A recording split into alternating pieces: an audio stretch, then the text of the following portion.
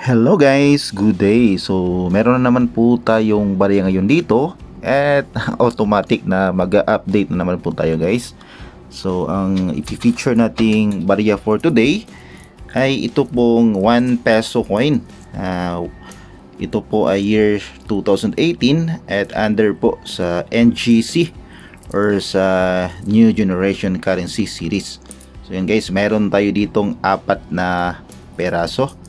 Yan, alamin po natin sa video na ito ang current percentage at price appraisal po ng baryang ito basing po sa palagi nating ginagamit na website na n.numista.com. At alamin po natin, i-review po natin ang overs at ang reverse po ng baryang ito. So sa last update natin, may semi-hard to find po na variation sa baryang ito at yun po ay ang upper mint mark po na variant. So alamin natin kung nananatiling semi-hard to find ba ang variant na iyon at meron bang nadagdag na mga semi-hard to find na variation. Kasi medyo maraming variations po ang ating year 2018 na 1 peso coin. So yan guys, update tayo sa 2018 1 peso coin nga po. At bago po natin ito simulan ay mag-intro muna tayo.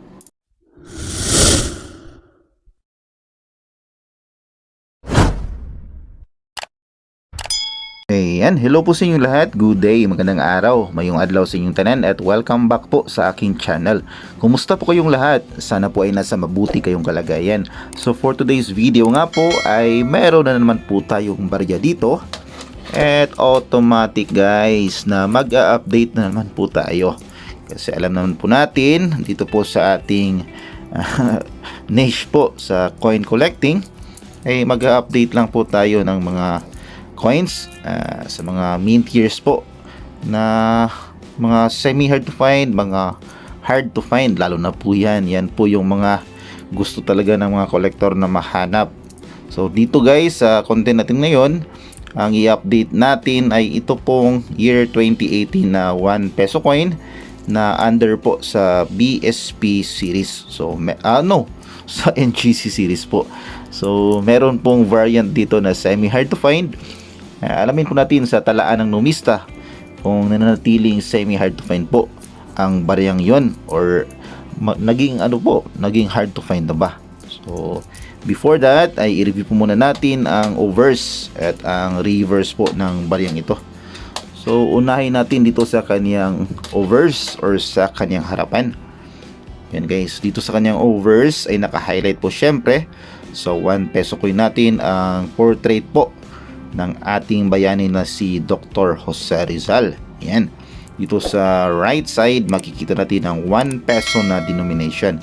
Sa upper naman portion po, makikita natin ang nakasulat na Republika ng Pilipinas at ang katabi po niya ay ang year of mintage. Ayan, year 2018.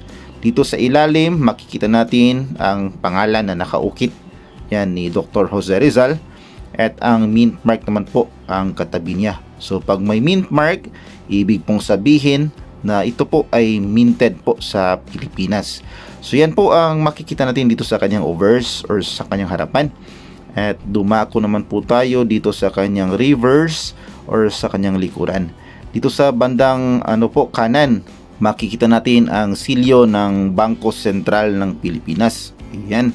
At sa left side po, makikita natin ang bulaklak na waling-waling. So yan, medyo simple lamang po ang disenyo ng ating 1 peso coin na NGC series. So yan po ang makikita natin dito sa overs at sa reverse po ng baryang ito. Ayan. So itong hawak natin guys, ito po yung regular po na year 2018 kasi meron po itong semi hard to find. Yan, check natin. So ito guys, as you can see, compare natin guys. Yan, tignan nyo po yung letter R sa Republika compare dito sa left side.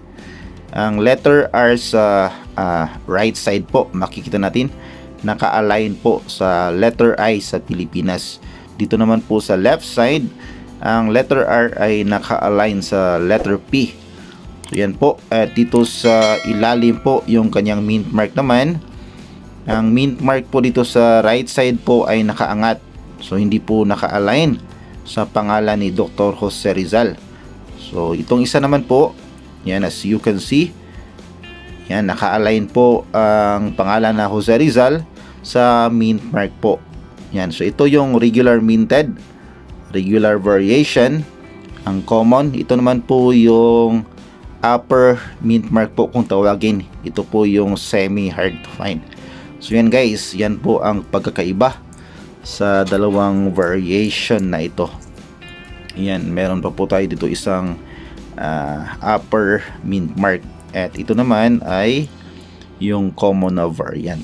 So yan guys, i-check natin sa talaan ng Numista kung magkano na ba ang percentage at price appraisal po ng bariyang ito.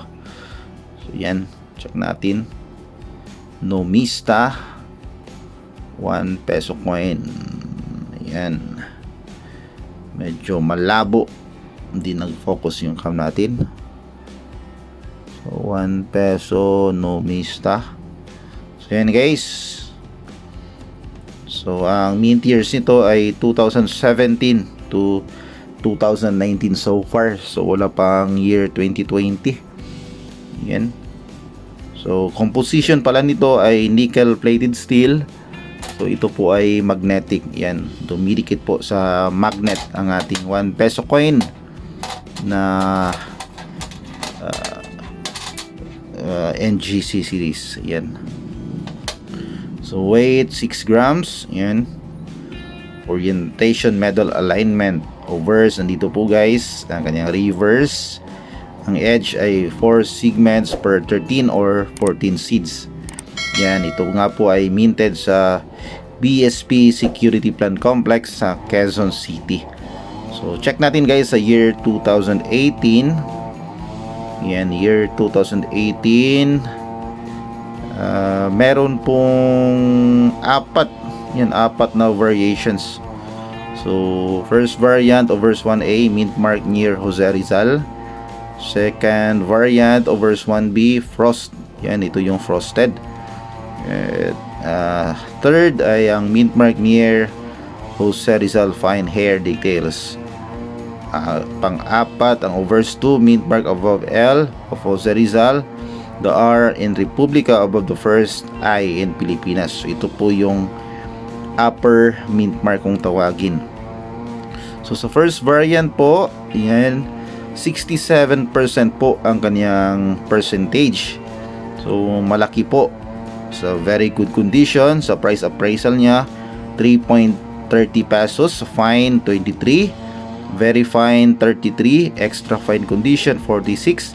Sa almost uncirculated ay 47, at sa kanyang uncirculated na condition ay 52 pesos. So ayos na din yung presyohan dito sa common na variant ng 2018. So frosted naman po, 4% po ang kanyang kasalukuyang percentage. So maliit po, na considered as semi hard to find na po itong variation na ito. So meron ditong isang datos sa price appraisal. Sa extra fine condition ay 44 pesos po. Sa third variant naman po, ayan, ang kanyang kasalukuyang percentage ay 17%. So medyo malaki. Sa kanyang price appraisal naman, so very fine condition 24, extra fine at uncirculated ay 44 pesos, at sa kanyang uncirculated na condition ay 52 pesos.